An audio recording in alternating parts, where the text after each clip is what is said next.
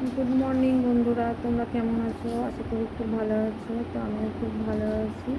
তো আজকে ধরো একটু বাইরে যাচ্ছি বলতে ডক্টর দেখাতে নিয়ে যাব মেয়েকে। তার জন্য ধরো আজকে রান্না বান্নার দিক থেকে আজকে ছুটি আমার। তো আজকে আমার মানে ওখানে গেলে আবার এদিকে ঢুকলে মানে রান্না করতে যেতে একটু দেরি হয়ে যাবে।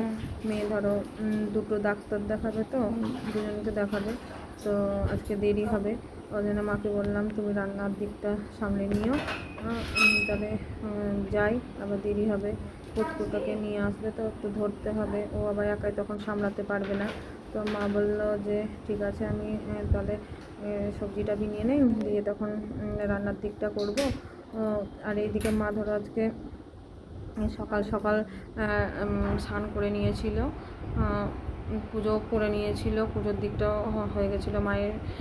তো মা বললো যে ঠিক আছে, তাহলে আমি বসাচ্ছি, তুই যা।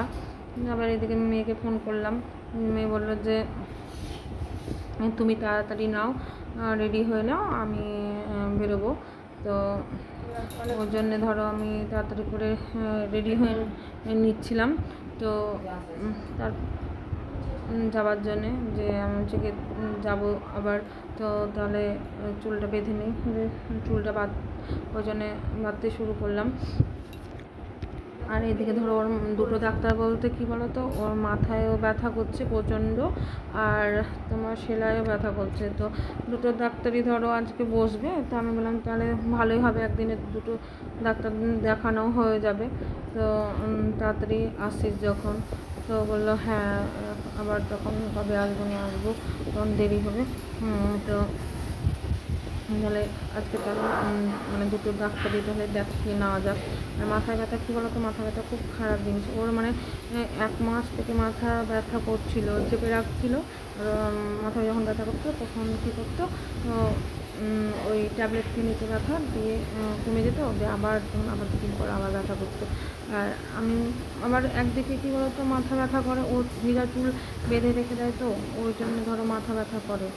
তো এবার তো বলা যায় না, এবার আমি ধরো আমার দিক থেকে বলছি, সেটা না হতেও পারে, অন্য কারণেও মাথা ব্যথা হতে পারে। এখন তো অনেক সমস্যা মানে মাথার মধ্যে দেখা দেয়, তো কী থেকে হচ্ছে না হচ্ছে একমাত্র ডক্টরই বলতে পারবে। তা আমি দেখো আমি যে ধরো একটা দোকান করেছিলাম, ব্লাউজ দোকান, তো সেই দোকানটা চললো না বলে এই দোকানটা তুলে দিয়েছিলাম। বলে দাও ফার্নিচারগুলো এই ঘরেই রাখা আছে, তো ওপরে এখনও তো ওপরটা ঠিকঠাক হয়নি বলে এই ঘরে ধরো রাখতে হয়েছে। তো এই ঘরটা দেখো কী বাজে লাগছে দেখতে, সাইকেল এই ফার্নিচারগুলো সব মানে একটা ঘরে সব কিছু রাখা আছে বলে দেখো জায়গাটাও শর্ট হয়ে গেছে। কী করবো বলো, করার কিছু নেই, রাখতেই হবে। যতক্ষণ না উপরের কাজগুলো হবে ততক্ষণ তো উপরে লাগাতে পারছি না ফার্নিচারগুলো, এই জন্য নিচেই রেখেছি। তো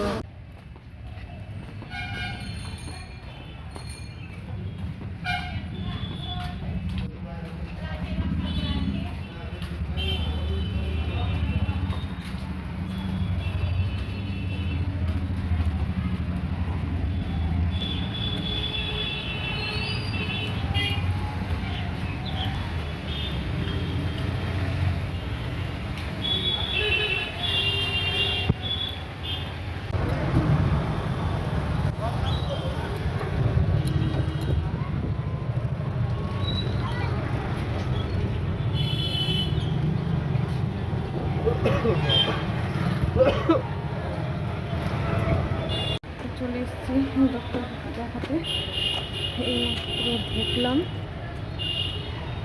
চলো গিয়ে নামটা লিখাই, নাহলে আবার দেরি হয়ে যাবে।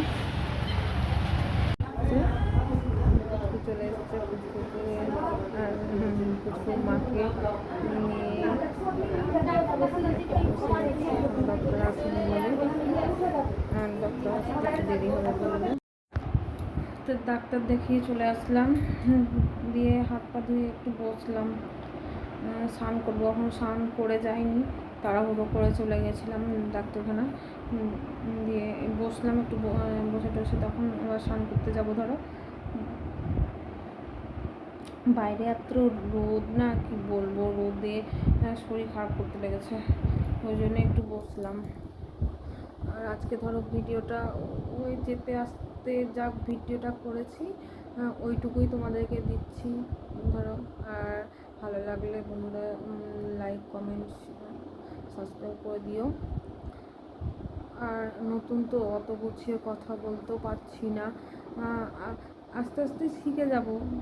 তোমরা যদি আমার পাশে থাকো তাহলে আস্তে আস্তে ভালো ভিডিও দেওয়ার চেষ্টা করব, তোমাদের যেন ভালো লাগে, দেখতে যেন ভালো লাগে ভিডিওটা, তেমনভাবে দেওয়ার চেষ্টা করব। তো আপাতত এইটুকুই।